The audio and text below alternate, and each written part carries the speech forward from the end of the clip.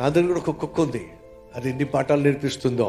అన్నం పెట్టి అగో అన్నాను అనుకోండి, అది అన్నం చూడదు. ఎందుకని? చూస్తే తినాలనిపిస్తుంది, అన్నం చూస్తే మెదపడిపోవాలనిపిస్తుంది. కాబట్టి అదేం చేస్తుందో తెలుసా? అన్నం వైపు చూడదండి, అన్నం పెట్టిన యజమాని వైపుకే చూస్తా ఉంటది.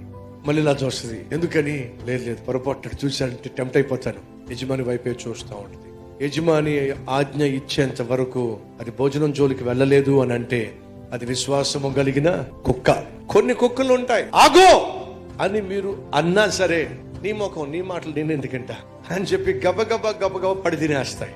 ఇది విశ్వాసం లేని కుక్క.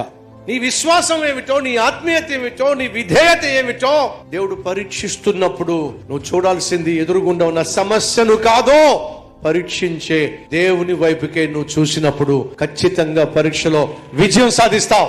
దేవుడు శ్రమను నీ ముందు పెట్టి నిన్ను పరీక్షిస్తున్నప్పుడు శ్రమలను నువ్వు చూసావంటే ఓడిపోతావు.